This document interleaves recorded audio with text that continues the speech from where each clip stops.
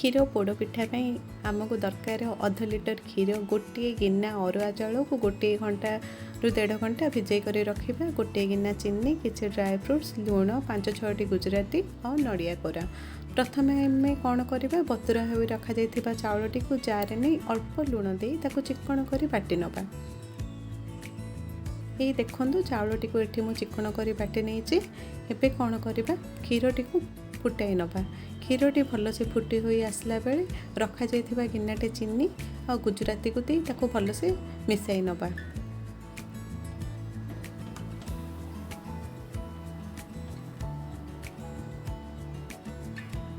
से गुड़ी को भल से घांटी कर मिसाई रखा।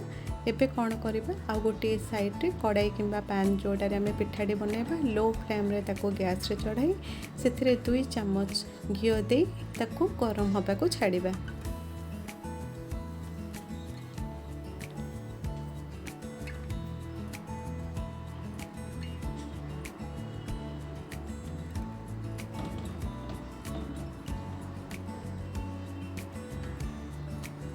कड़ाईटी को सेपटे गरम हवा को रखी नबा। एबे देखो एपटे चीनी भल से मिसी हो गला क्षीर रे। एबे बटा हो रखा जाइथिबा चाउलटी को एबे एथिरे मिसाइबा। क्षीर रे मिसाई ताको भल से घांटी नबा और रखा जाइथिबा नड़िया कोर को भी एबे ताको देई भल से मिसाई नबा।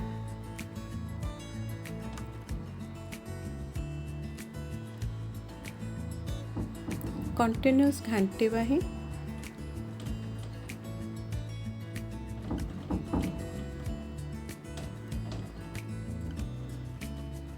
जिते समय जाए चाउल बटाटी क्षीर सहित प्रॉपर न मिसी से समय जाए ताको घांटीबा। एबे देखंतु मिश्रणटी प्रस्तुत हो गलानी।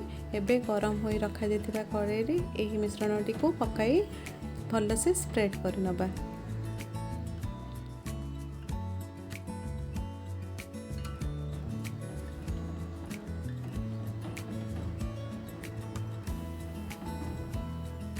एबे भजा हो रखा जाइथिबा काजू और आलमंड को ऊपर सजाई नबा।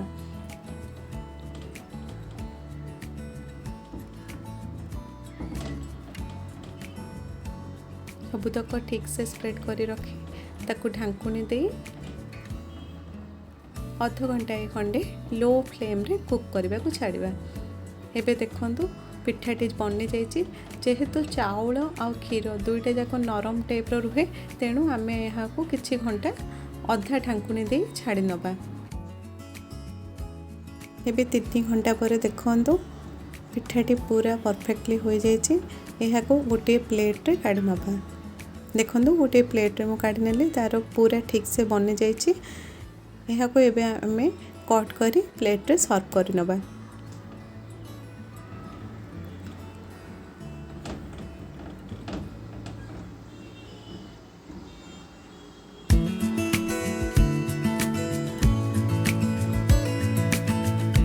देखो पिठाटी बहुत भल से बनी जाइए। एबे चलू प्लेट रे सर्व कर नबा। एठी मु प्लेट रे सर्व कर नेली।